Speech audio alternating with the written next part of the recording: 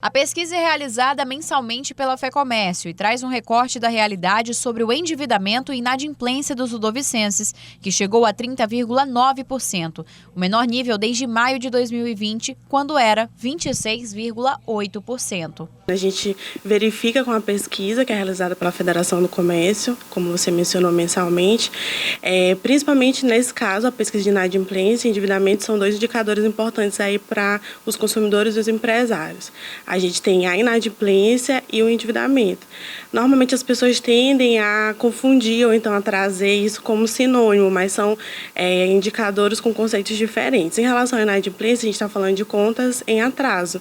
Então, são pessoas que se comprometeram com um parcelamento, por exemplo, em um determinado período de tempo e não conseguiram ainda quitar essa conta.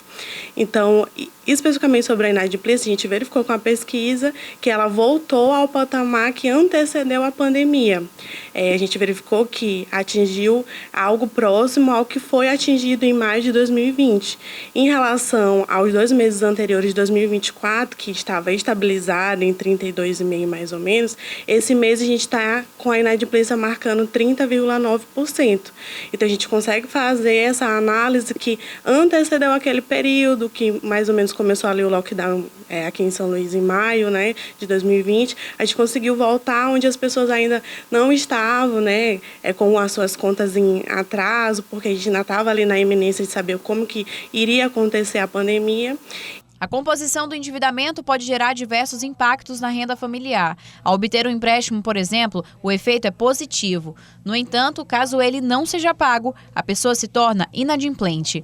Em São Luís, 73% das famílias estão comprometidas com algum tipo de dívida. E aí, além do endividamento, da inadimplência, a gente consegue também verificar o endividamento, que são as pessoas que estão consumindo, que estão lançando mão do crédito, que estão antecipando um consumo futuro. Então, não necessariamente é algo negativo, porque as pessoas, por exemplo, que parcelam uma conta em 12 vezes, elas estão consumindo, elas estão endividadas, mas não significa que elas estão inadimplentes, elas se comprometeram a pagar em 12 meses algo que cabe ou não no orçamento. Então, a gente verifica isso no decorrer desse parcelamento.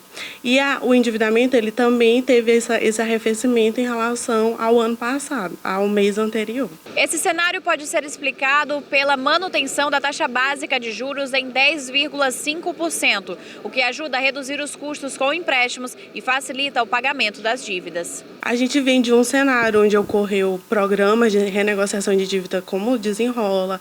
A gente tem aí um menor pressionamento na inflação nesse momento. A gente tem uma manutenção da taxa de juros também que está acontecendo, que facilita aí a questão dos juros, diminui os custos dos contratos. E a gente também verifica que está tendo aí uma mudança do perfil do consumidor.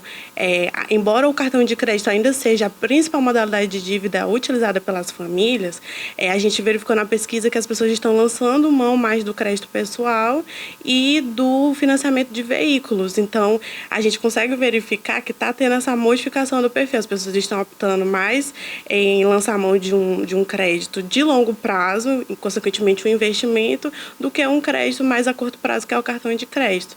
E a gente também consegue verificar que, nesse momento, a gente não tem uma data comemorativa estruturante tão grande como o Dia das Mães, por exemplo. A gente tem aí a projeção do Dia dos Pais. Então, provavelmente, esse endividamento, esse consumo, ele tende a aumentar aí para os próximos meses. Manter essas taxas positivas requer das famílias planejamento financeiro, controle dos gastos e uso consciente do crédito. A gente consegue, a pesquisa ela é importante para a tomada de decisão, tanto dos empresários quanto dos consumidores em gerais. Então, a gente opta sempre por estar apresentando esses dados nesse sentido, para esse auxílio. E a gente verifica que tem com esse arrefecimento da inadimplência, que as pessoas estão conseguindo se organizarem mais, uma saúde financeira melhor, e as pessoas continuarem com essas práticas, né, de entender o que está gastando mais, com o que está gastando mais, para tentar alocar o recurso da melhor forma possível.